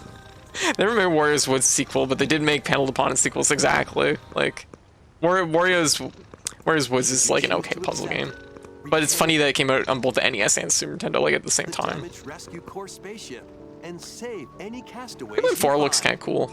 All right, let's explore together. I don't know about this Lemon Dog, but now that I've said the term Lemon Dog, of course I love Lemon Dog. I will die for Lemon Dog. Whistle to gather them and have them follow you. Look at them go. Look at this. I actually love Pikmin, but I didn't really like Pikmin 3 very much. The first game and the second game, though. The second game is the best game on the GameCube. That's right. I'll throw hands over that. That's right. I said there is a definitively best GameCube game. It's fucked up, isn't it? Keith's big flaw, playing a game according to what he thinks it ought to be rather than what it is. It's true. Aw, Keith's a good bean, though. He's very good at puzzle games. Yeah. Collect lots of treasures. Oh look, scattered around the an ancient treasure. Spaceship's radar and open up new areas to explore. The areas look really nice. This one is interesting. The fact that you're gonna be indoors, which I think. So there's like a weird thing with Pikmin where the first game was very like post-Earth, like post-humans feeling, which was kind of an interesting element to the game, which I kind of liked. Whereas like the later games, like Pikmin 3 onwards, seems like they've decided that humans still exist and this just exists at the same time. I don't understand how that works. Maybe there's like a lore reason why in 3, but like I liked it in Pikmin 2 when I'm like, when am I gonna dig up a human bone? like I was ready. To be fair, Keed willing a game to conform has mostly worked out for him. True. We're gonna post-apocalyptic, but pre-Splatoon. Yeah, see, that's the thing. Like, I like the fact that I'll say hey Bador, I'll say hey Lilith, and hey Positronic. I just want a skull. I just want to I just want to put a human skull in a rocket ship. So anyways, but yeah, no, Pikmin is like, it fits perfectly in like the Nintendo like overall like spectrum of time, which is really funny to me, where it's like Splatoon humans are very extinct, very extinct. Like Pikmin, they apparently exist still, I guess, but kind of not really, sort of. I don't know, like it's weird. Yeah. I've never really thought about it, but that is very true, though. He really does play to what he wants the game to be. But let's be real, who hasn't been guilty of that either, to some degree. Unusual contraption. Oh, I like the new underground areas. Those look nice. Oh, linear aquarium. It's kind of fun. Treasures are around every corner. They're distinctly extinct. They are. You might unexpectedly find some castaways too.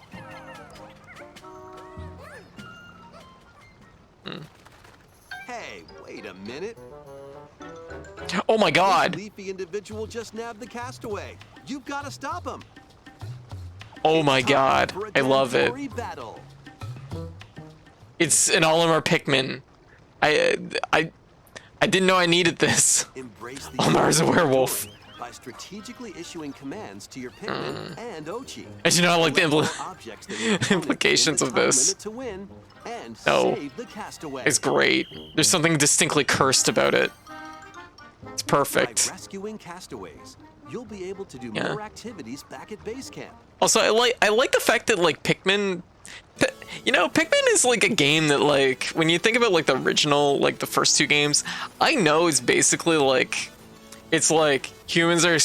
It's a weird game that's like threading the line where it's like environment, like there's an environmentalist element to it of humans being extinct and the world moving on.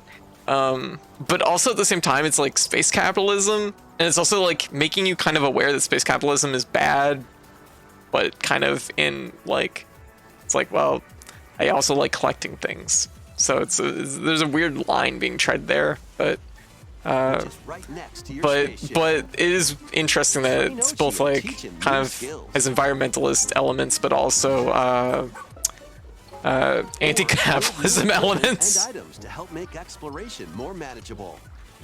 This is just, I don't know, it's just funny to me. Pikmin series, you can eventually set out for night expeditions. Why would you want to do that? That is canonically in the series a bad idea. What's the catch? Nightfall sends creatures into a frenzy, so yeah. Stay alert. Thankfully, you'll come across new oh no, Pikmin, those are which cute. only appear at night. Glow Pikmin. Find luminols that produce valuable glow sap. These mounds also attract aliens. Various wildlife, so use glow Pikmin to drive them away and protect the luminols. Oh, that's kind of cool, actually. Okay, never mind. I take it back. Nighttime is where it's at. Many more surprises await cool. on this uncharted You know what? planet. But with the Pikmin and Ochi by your side, Oh, cool no scorpion. challenge is too Cool big moth. Cool bridge. or too small. Cool tomatoes. Oh my god, oh my god. Is that Lost Egg from Lost Egg? I recognize it. What a cameo. Didn't expect that. Wow. Lost Egg moving up in the world. Pikmin 4. Holy shit, that comes out in July? Shit. Oh, well, shit. Okay, Pikmin 4. Kind of looks good. You had to return to your space I like it more than 3. 3 seems so dry to me. I'm not, like, admittedly, I tried like 3 ages ago, and it just didn't. I tried it twice, actually, and both times it didn't, like, stick for me. News to share. Lost Egg and Smash, oh my god. This is the transitional step HD between... versions Wait. of the first 2 Pikmin games, originally released on Nintendo GameCube, Yes. will launch on Nintendo eShop later today. Oh, what the fuck? We could be playing Pikmin right now. Plus, ahead How of much the are game's they? release, a demo of Pikmin 4 will be available on Nintendo eShop on June 28th. Okay, cool. I might try the demo. Enjoyed, even if you've don't never know. played a game in the Pikmin series before. So we hope you'll try it out when it releases. It's actually amazing the Pikmin series even has 4 games. Okay, let's see a few more headlines. Like, it's still. You know, one thing that they did change in 3, which I didn't like, was it used to be, okay, this is like a mechanical thing that, like, I know this is like me complaining about something that's really like small, but it used to be in Pikmin that you could use the C-stick to move the Pikmin as a group around you. In 3, $50. Is it for both of them? It's a bundle for 50?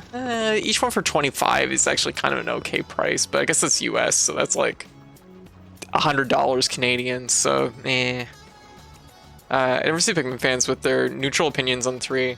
Is either their favorite or they absolutely hate the end of it so much it ruins it. I didn't even get to the end of it. I just didn't like the beginning. Nintendo prices, yeah. So what was I saying? Oh, they changed the thing from Pikmin 2 that I didn't like in Pikmin 3, which was that you could use the C-stick to move the Pikmin around you as a group. But the thing was like a really important mechanic in Pikmin 2 is moving the group to swarm an enemy immediately. Like you swing your whole group of Pikmin into the enemy and they all start attacking it. And that's like vital. It's like super important in Pikmin 2. And it's just completely gone in Pikmin 3, and it just felt so just like dumb. Not dumb. It's not dumb. But it just felt like they took away like a really core like offensive mechanic in the game, and you're just boiled down to, well, I guess I can just throw Pikmin at them. It might have still been there in some capacity, but it didn't feel as good. And it's like, whatever. Pikmin 1, 2, and 3. Hey Pikmin, Bloom. 4. Yeah, no, yeah, there's even more than 4 games. So, anyways, well, Pikmin 1 and 2 are out $50. It's like kind of a fair price, I guess. Like 25 for both those games is pretty good. Speaking of collections, this is coming out on everything. But what? Hey, having them on a portable system could be something that, you know, hits. Solid 2, Sons of Liberty. Locate and retrieve a deadly amphibious weapon. Metal Gear. Wait. Locate and retrieve a deadly amphibious weapon. You think you're fucking retrieving Metal Gear Ray? What the hell are they talking about? Metal Gear Solid 3, Snake Eater. Survive. Metal Gear Ray does whatever the fuck it wants. Did you see the end of that game? The jungle and confront your former mentor. I guess maybe you were supposed to retrieve it. I don't know. That started the series, Metal Gear and Metal Gear 2, Solid Snake, as well as the NES versions of both Metal Gear and Snake's Revenge. It's not bad. Aaron Konami knows the plot to Metal Gear 2. I know, right? Wish the physical for Pikmin wasn't all the way to September. Really? Seriously? Everyone in the chat is has to get Live Alive. It's law. I do want to get Live Alive. Yeah. Don't ask the announcer man to understand Metal Gear. True. That man's job is hard. It's true. Digital graphic novel and its sequel. Fair.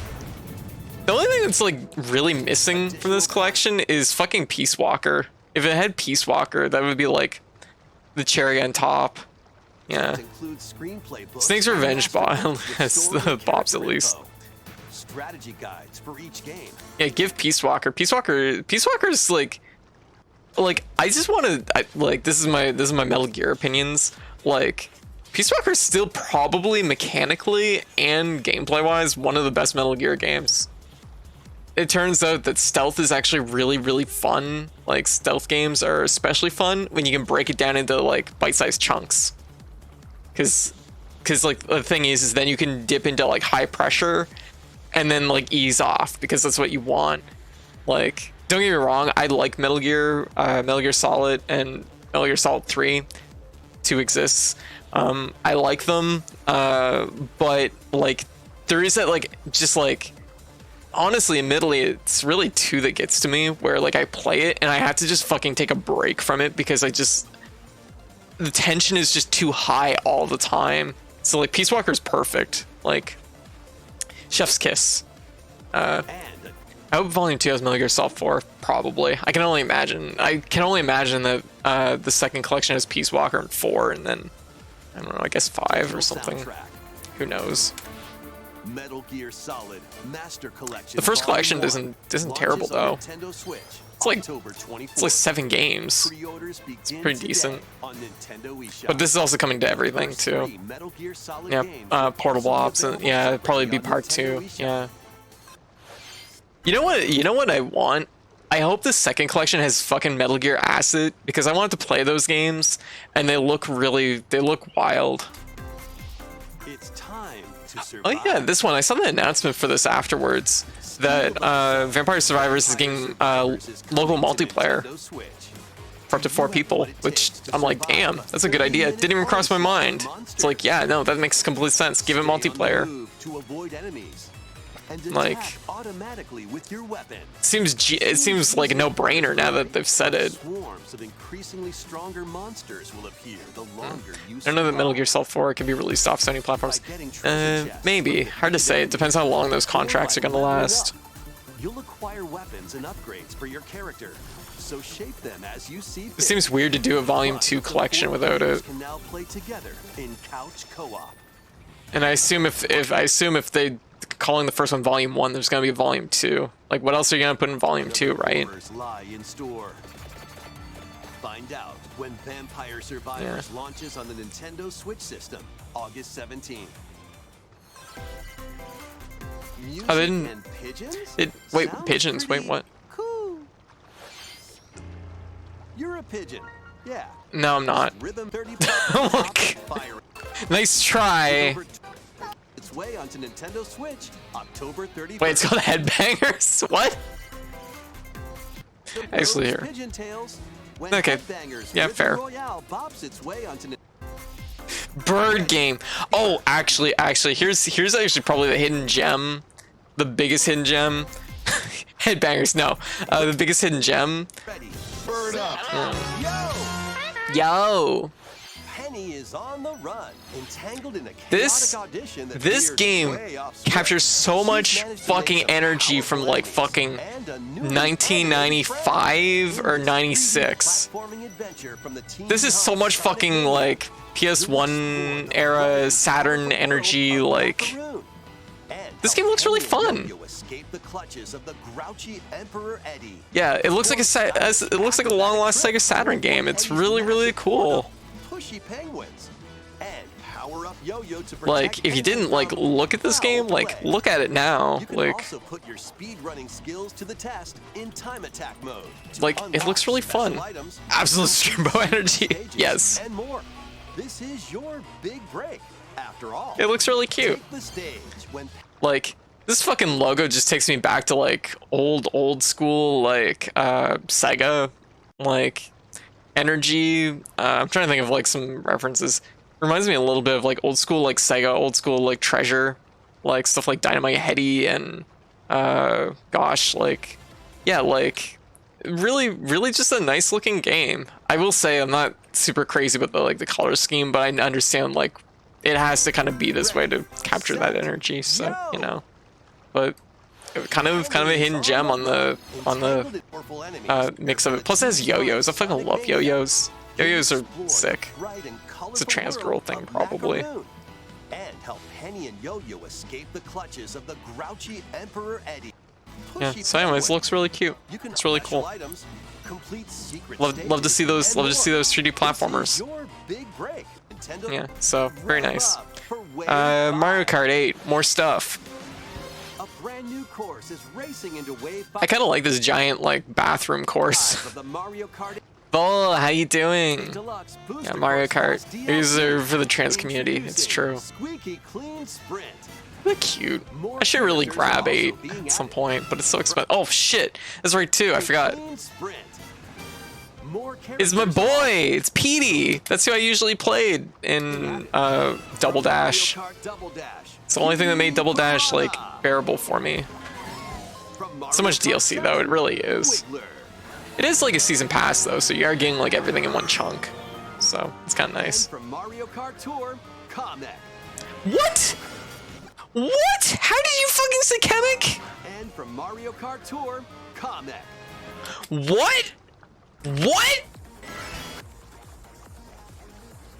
What? Don't fucking what? Kamek? I've been saying it fucking is Kamek for 30 years. How? That can't be right. Why did they say it wrong? Did they only have money for one take? What? Kamek? That's not even roll off the tongue. Chemic. Chemic. What? Comic? I didn't even fucking hear that again. I don't think I was like listening when I originally. Comic? Oh, I don't know. I don't like that. Don't like that. No. Nintendo, you're wrong. Yeah, like you can fucking, you got my number. You call me. I'll tell you you're wrong. It's good that he's playable though. Of the Mario Kart 8 Deluxe Booster Course Pass DLC for the Mario Kart 8 Deluxe game zooms onto Nintendo Switch. I guess this is maybe like in its own roundabout way, like maybe the best way to do like DLC chunks is to sell it all in one chunk as like a DLC pass, because this is characters, tracks, you get it all as like a single purchase. Maybe that's like the best way to approach DLC. I don't know. Like, I mean, on one hand, like you look at it and it's like, well, it's still like predatory in a way, but it's also like at the same time it's like the game has been out for like how many years, like 8 years, so it's like to add more content to it does kind of make sense, especially since like Mario Kart 8 is like one of the best fucking selling games of all time, I guess, and like you don't need to make a 9 when you can just add more content to 8. I don't know, like there's like a mental thing that like I'm still like kind of trying to mentally work out like how can you like expand upon your game while also like actually here, just let me copy this link. I can't open it right now, but yeah, I don't know, like Summer. Active Nintendo Switch Online Plus expansion pack members can enjoy this. Yeah, this is like enough content and being added. This may as well be a new game. Yeah, the way it doesn't become predatory is if it's not a pre-order for potential future DLC that might not be made. Okay, gotcha. Like, I mean, I'm trying to think, like, does that happen a lot? DLC not getting made? I guess it probably does for some games. Yeah. MK9 would cannibalize MK8 sales, exactly, right? Like, it makes sense to do it this way, right? And honestly, let's be real, the logo is pretty good, so like, why not keep this logo? 9 isn't gonna have as nice a logo as this. Stick with 8. 8's the last Mario Kart game. There's a point in time when games used to sell season passes and then just like not do things. Oh yeah, see, that's fucked up. That's no good. So this was like the early rumors of like Square having something at the Direct. This was the early rumors that it was like there's clearly gonna be like Mario Kart 8+1. Yeah, exactly. That Square was gonna have a remake of some kind, Super Nintendo era remake, and see, Star Ocean was like, that was a candidate. It was like, oh, maybe it could be Star Ocean. The second Star Ocean game, and complete with new graphics that fuse 2D and 3D, is on the way. Yeah, they announced after Star Ocean R, though. It wasn't a surprise announcement, exactly. On an undeveloped planet. So it was like, you know, I mean, I guess this was technically the PlayStation 1 game, isn't it? It's not the original Star Ocean. So I guess there's like a difference there. But it was just like, yeah, not super surprising, but welcome, I guess. Star Ocean's such a weird one because like, oh, gotcha. Star Ocean's such a weird one for me because like, it was always like a really inaccessible really inaccessible series. Like, it was like, these games look really cool, but the Super Nintendo one, basically it took years for a fan translation to come out. The PlayStation one was like low print, so it was really hard to find. Like, so like, I don't have a lot of familiarity with the series. It was really the third one. Yeah, like, I remember it being really hard to find. Yeah, Star Ocean was hard to emulate for a while. It was hard to emulate for a while too, because the original emulators didn't like run it very well because it was like basically the most like intensive Super Nintendo game. Akami, how you doing? I was found copies in the wild for a good while. Okay, well, that's a good sign. It might honestly just be like where I live. There just wasn't very many copies kicking around. 3 was the first one that actually felt like I could like find it. And then 3 did something that just fucking drives me insane, which is that you have like items tied to like every map, and you have to like get these like map percentage clears for like making sure you touch every little space of the map, and that drove me insane. Like, it was just like every room I was just like rubbing my body against every wall, and I'm like, how am I missing 0.9%? Like, I think you gotta like even that, but like yeah, no, and it was just like, it drove me crazy. But like, they still seem cool. There's always a series that seemed really cool, but I just never was able to get into it. But it's nice that they're getting remade, and finally, you know, the pool of accessibility to getting to actually play them is better. Achievement for killing me has an achievement for killing like 1,000 of each enemy. Oh god, yeah. Still have 3. It's 4 and 5 that was the low point. 6 was upward trend. Okay, that's good to hear that like 6 is bringing it back though. I heard 4 and 5 were just like so. Unleash follow-up attacks, letting you map out strategic battles in your favor. As you search for a way home, an ancient prophecy will unfold, and your destiny will be awakened. I was doing this in the Octo Traveler. Yeah, I think it's very fitting. The second story arc, launching on Nintendo Switch November 2nd. Yeah. Also, hey healer, how you doing? Time to move it, Wario style. Get ready for more it's our boy. Game mayhem in the latest WarioWare game. Hold 2 Joy-Con controllers, then action. Hold 2 Joy-Cons that go fucking insane. Fast micro games. What you do and how you move depends on the micro game. React quickly, you do, and how you okay. This model right here, perfection. When are we getting a Valkyrie profile? Yes. I mean, we got a port. Yeah, I feel like we got a port. It wasn't too long ago, wasn't it? Depends on the peak physical form, yes. React quickly with the right movement, and you'll be on the road to victory. Excellent. If you've it's WarioWare. I don't know what else there really is to say about it. Like, up your actions to beat each micro game. They're cute games. Up to 4 players can live it up across various mini games. Yeah, it needs to be on PC. Square. Okay, so Square's been doing a weird thing where they've been like contracting like exclusivity for like a lot of these things, but it's only timed exclusivity. I mean, nowadays nobody does pure exclusivity, but it seems like it's just timed exclusivity. So it probably will come out on PC eventually. Seeing Super Mario 64 DS micro game in there kind of made me a little mad, because like, oh my fucking god, why are you teasing us like this?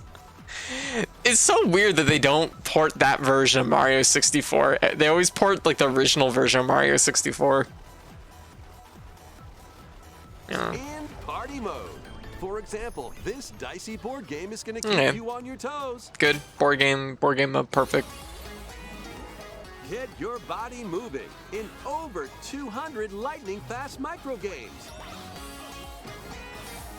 In WarioWare, move it. Honestly, if you were to ask me to write down the name of WarioWare games, Lily, how you doing? If you were to ask me to write down the name of every single WarioWare game that exists, I probably would have wrote down Move It like twice. That list would have the name WarioWare Move It on it twice. How does this game not exist already? How did they not use this title already? Yeah. I demand the right to play a dating sim with the Wario train. Yes, agreed.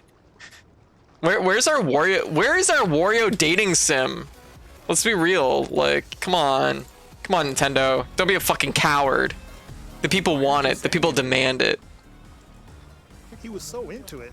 I didn't want to interrupt. WarioWare verb. Exactly, Jelly. This is the latest WarioWare. Lily, how's your stream going? How is Sunhaven? And complete micro games. We have a few more things to share. Yeah. Only if I can date Waluigi, well, obviously. You gotta have that in WarioWare dating sim. Live 2023. Play games and eligible. Okay, jump ahead. In-person events. Zelda, Tears of the Kingdom. Zelda amiibos, that's the thing.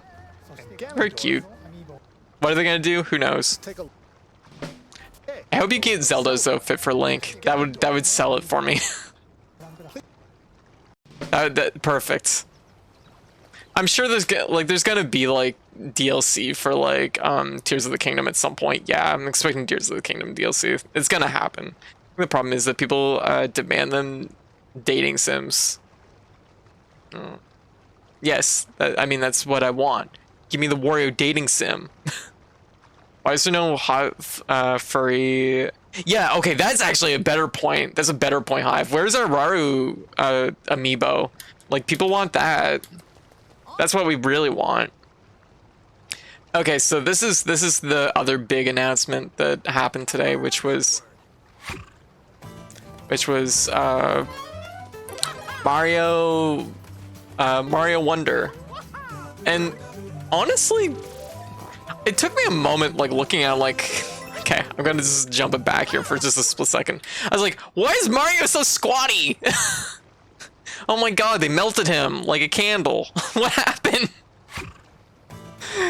And then, like, I realized that it's like, oh, they were like capturing the look of the artwork, the classic artwork. This looks like classic artwork Mario. It's like, oh, this is really cute.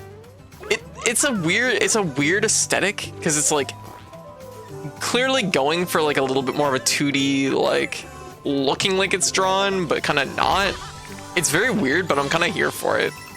Like it's different, you know. It gives it a little bit of character. It gives it, yeah. I went from yes, exactly.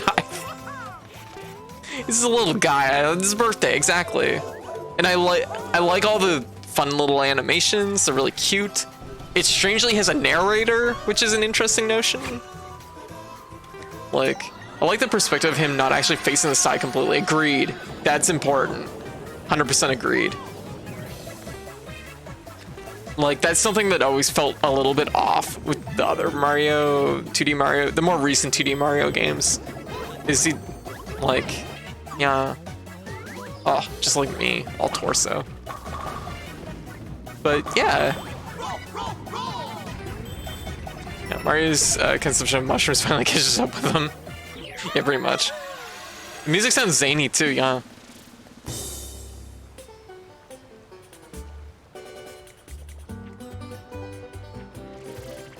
Yeah, Peach is playable.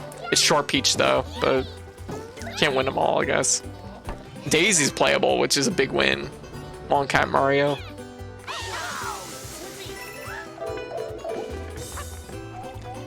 I still stand by that, like, there's no excuse for making Peach extra short in these games. Fuck that. That is bullshit. Peach and Mario should never be the same height. That fucks me up. Like, Peach should be like Luigi's height, like minimum. Okay, but like here's the thing though, like when you look at like Super Mario RPG, like it works because it's part of the style. Mario and Luigi are the correct heights. Peach is not the correct height in this, which always just like, I just feel it. My bones, they're like, they feel like it's like the sound of like a nails on chalkboard, but I'm feeling it on my bones. But anyways, the rest of the game looks really good. Yeah, no Bowsette, Riot. Yeah, we need Bowsette. Bowsette better become canon soon. But we are gonna get Elephant Daisy, so that's something. Well then. Fuck that Goomba. Yeah, let her be a tall girl, exactly. Brand new 2D side-scrolling Mario game, Super Mario Brothers. Elephant Daisy, exactly, right, Bador? When you touch a Wonder Flower, expect the unexpected. The ground could start moving, or you might turn into something different, for example. Yeah. There were also But no, it looks fun. Looks really cute. Daisy is playable. Good. And Mario became Somebody at Nintendo has their ears open. a lot of things happened. We'll share more details in the future, so we hope you'll look forward to it. Yeah. That's all for today's Nintendo Direct. Uh, Thank you for watching. The elephant. I don't think anyone would ever have expected that. Yeah, it's very weird. I think it plays really into like how weird this game is. Like, okay, let me just like talk about it for a split second. Like it looks interesting. Like it's just like still is that Mario feel, but it has like a little bit of a different like aesthetic going on. I think White, when me and White were talking about it earlier today, she described it as like Super Mario World if it had evolved from Super Mario Brothers 2 instead of Super Mario Brothers 3, which is like a really interesting notion, but also kind of true. Because it does kind of feel like the Wonder World is kind of like the negative zone from Super Mario Brothers 2. It kind of does have a little bit of that energy to it. I really do hope. I hope like 2D Mario's after this are all doing this own sort of thing. Like that's the thing, right? I will say it does still feel a little bit too close to the new Super Mario Brothers pipeline for me, just a stitch too close. But I like the fact that they are doing something different. They are branching out beyond it's just a generic Mario game, just a generic Mario platformer. They're doing something different with it, right? They have something bigger going on rather than there's just a new hat. You know what I mean? Which is, I think, important. Like, I think to make new memorable Mario games, because let's be real, 2D Mario games are they're important. And a lot of people have nostalgia tied up with those and have a lot of like feelings tied around them. They've always been such like creative endeavors in the past that it, like, this is the thing, right? Like when you look at like, you know, the other Mario games, like the fact that they're making they kind of boil them down into a pipeline kind of removes a creative end to it. And this feels like it's a little bit of a return to like making it a little bit more creative, right? I think even Nintendo realized they could not stomach another plain 2D Mario. Yeah, exactly. Like that's the thing. Like they couldn't do just like new Super Mario Brothers again, which would be a really funny logo. New Super Mario Brothers again. Actually, that would have made me laugh. But like this is kind of cute. It's strange. It's strangely like it's just interesting. Oh, Short Peach. Anyways, newest Super Mario Brothers, exactly. Daisy being there is a good sign though. Like I think hopefully Nintendo's finally got the memo that people like Daisy and Daisy should be in things. And probably Rosalina's probably gonna be in it at some point too, I'm sure. Like, you have three princesses. Why not have 3 princesses?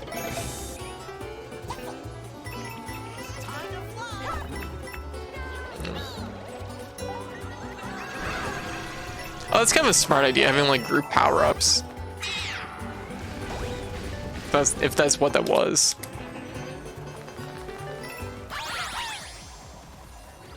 Yeah, like it's interesting. So, yeah. New Nintendo, new Super Mario Brothers. New Nintendo 3D XL, exactly. Yeah. I see a B-Bill.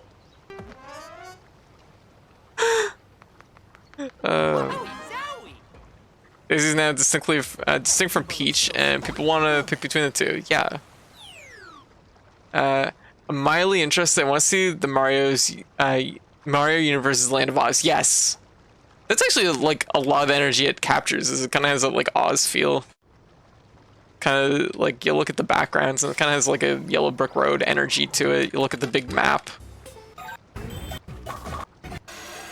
Where's the map screen? Showed it here. There. Like kind of has a feel, has a little bit of that energy. When I was talking to one of my friends earlier, I said that it was kind of like, it has a little bit of like, just like Alice in Wonderland energy, but it's kind of a little bit more like Wizard of Oz almost. Yeah. But yeah, cute.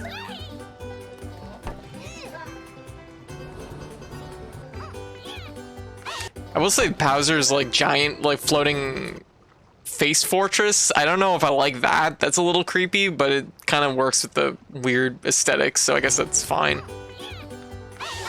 I hope the game's really fucking weird and that's actually just Bowser and he's turned into a fucking face fortress. Sure, why not? He found the fortress hat and now he's a face fortress. Yeah, recap stuff, yes. What's up, White?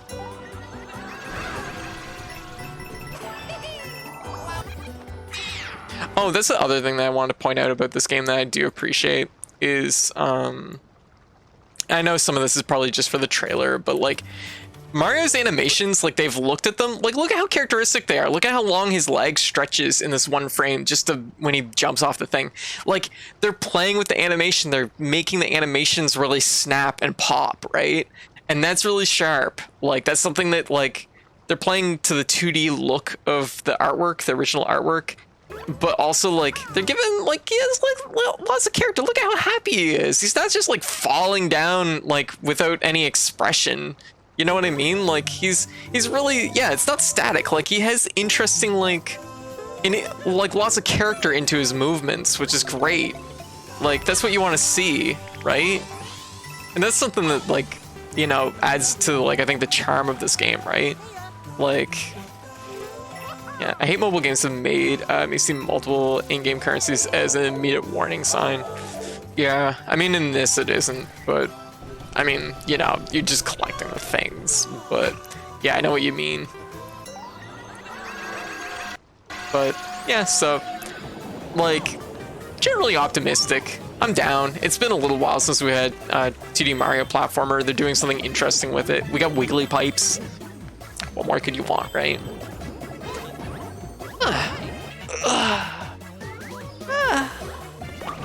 So anyways, pretty good. Pretty good. Also, the weird little narrator, like, flowers is kind of cute. I'm curious how that's gonna play into it. Yeah. So. Yeah, like, look at the, like, even this enemy, like, look at it. It's running from the shell. Look at how fucking terrified he is. Like, that's wonderful. That's really cute. Well, the pipe is wiggling, just like Undertale. No! Oh, look at the wiggler. He has little, like, rollerblades on. That's really cute. Look at it. It has little rollerblades on. That's really fun. Like, this is the stuff. This is the stuff that, like, helps make it, right? Like, it's like, maybe just even have that one wiggler with rollerblades on. That fucking makes it great. Look how terrified he is. It's wonderful. It's cute, right? Like there's so many like little animation touches going on with this game that like, I think the trailer like flashes through stuff so quick you don't even notice, but when you slow down, like actually watch them, it's like, oh, this is really nice. So, you know, that's the stuff that I like to see, and hopefully maybe the game will do well and Nintendo will take a note from it and be like, yeah, let's make sure we have more of that in the future. When will Nintendo let Toby Fox make a Mario game? Honestly, I'd love to see it. I think it would be interesting. Yeah. Anyway, so that's the Nintendo Direct. That was the whole thing. I think the really big standout, of course, was Mario RPG. I still think that it looks really, really nice. Such a good direction with it. Like, I wouldn't have wanted this any other way. It's like perfect. Like, it's nice to see them actually understand that, like, when you're remaking an old game like this, like, play into what its visual style was. Play into what made it unique, right? Don't just like, you know, like, it's one thing to modernize it, but it's like another thing to like remove, like drain its art style, what made it unique, right? This is like playing into it. It's keeping that style, and that's like, it just shows. Like, it just shows how much care is going into it. God, I'm loving the boss music, right? Getting the original composer back, that's great too. So, you know, it's just really cute. I do find it interesting though that Bowser's like proportionately just Bowser. Like, but like Bowser was the big boy in the original, and he was for the most part just proportionately Bowser, so it kind of still works. Also, like, once again, the lighting is so good. Like, play those modern strengths while retaining like the classic art style. Like, very good, very good. So fucking charming. I literally cried while watching this the first time. Oh, baby. It is very good, isn't it? Yeah. Yeah. And definitely a shoe-in for Gino in the next Smash Brothers, if that ever happens. And it's gonna happen, but it's just whatever it's gonna be. Yeah. Ori- So anyways, pretty good Nintendo Direct. There's a lot of gems in there, a lot of good stuff. So but I wanted to recap it. Like I said, I didn't realize it was going to be in the morning, otherwise I probably did it live, but I didn't, because I thought it was in the evening. Anyways, how's everybody doing? How is everybody? Someone knew they couldn't fuck this remake up, so they did it well. Yeah. Like, I think the thing is too that it's noticeable, and this is like true with a lot of the remakes that are happening. Yeah, go for it, Fiend. Also, how you doing, Fiend? I don't know if I said hi. We had a lot of people popping all at the same time. It's been a quiet night for me. Fair. Actually, I was talking to one of my friends, and they were saying that like their streams were really slow the last day or so too. So I think it's just like a thing on Twitch. I have a feeling it might be related to the new content classification thing. That feels like it might be affecting a little bit of like how people are like finding streams. Just got back from Wednesday things. Oh, gotcha. I see. Yeah, absolutely. Yeah, doesn't make any sense. Like in we Deluxe, they had Peachette tall, not short. Like Peachette is not short.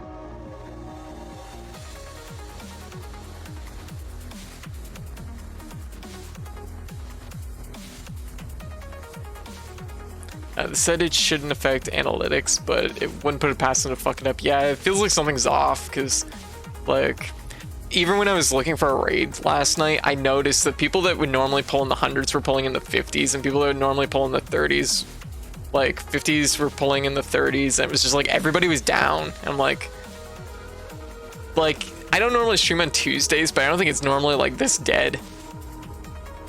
It could be like everyone playing Final Fantasy. Oh yeah, I completely forgot. Is Final Fantasy 16 out? Did it come out like the other day? I don't know. I haven't been like following it that closely, so like, oh, 6.0 update? Oh, it could be something like that too. Yeah. All right, head note. All right, Bador, you have a great night. Okay, it was nice seeing you.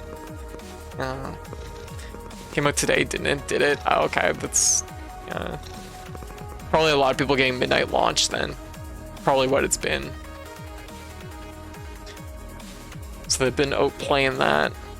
Yeah.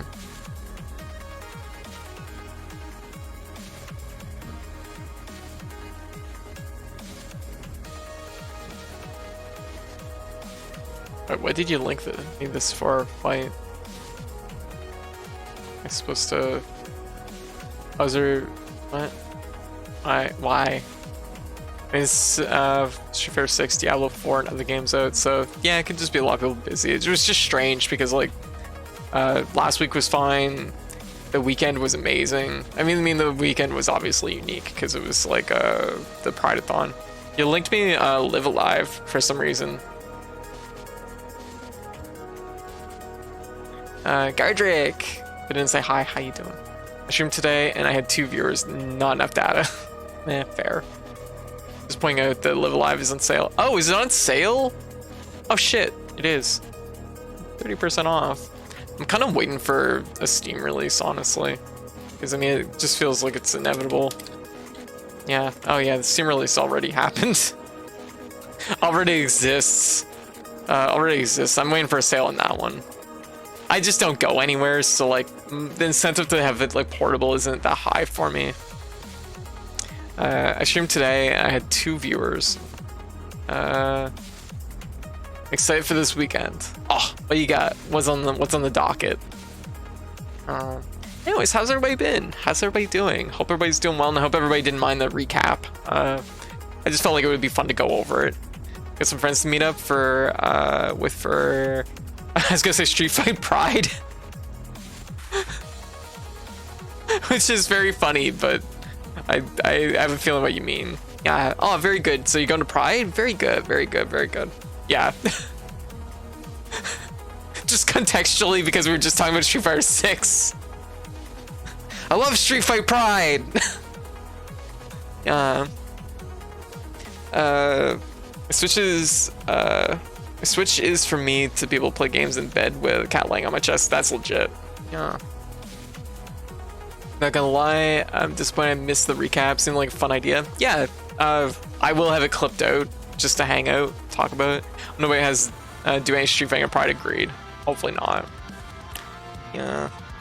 But anyways, I guess like we'll move on to our next game, which is gonna be, of course, we're gonna be playing some Tears of the Kingdom. But yeah, no, that was really good. That was really fun. Oh, they changed everything. They didn't change everything. They just changed like 2 things. They changed the way the categories work too. So it's like fucking me up a little bit. So I'm gonna be going to Zelda and Tears of the Kingdom. Legend of Zelda. I want to complete the map tonight. That's my goal.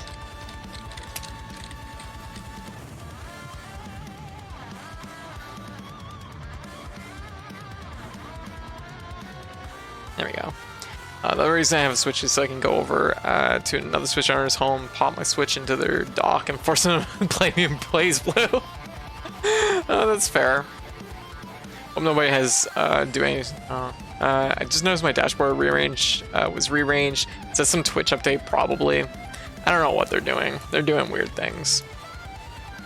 Anyways, but yeah. Also, once again, of course, hot tub streaming because with one of the Prideathon milestones. So that's what we're doing.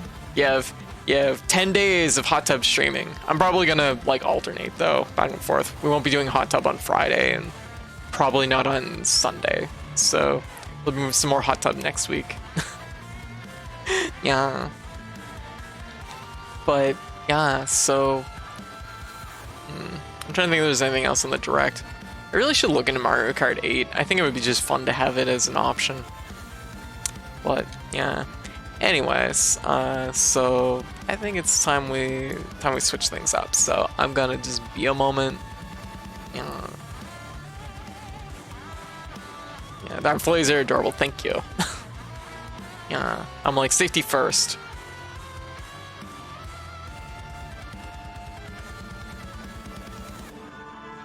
Go. Yeah, I got to move some stuff around here. I just remembered that I have to move my tracking over. To move over to the TV.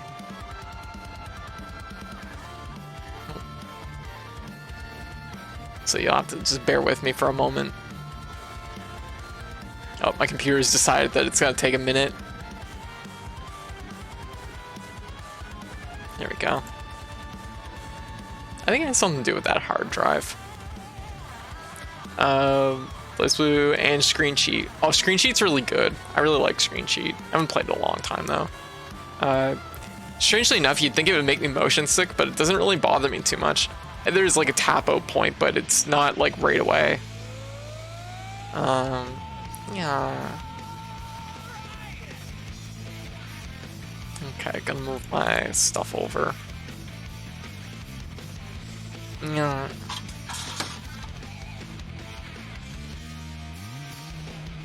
Yeah. But also, Fiend, good luck. Good luck at Pride. Have a good day. Yeah.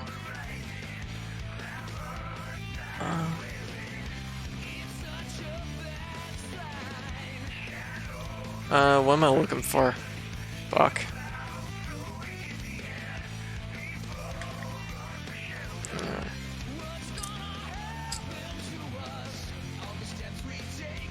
If it was a really smart cookie, I would have taken a break and grabbed food and did this on my break. Probably a smoother way to do it.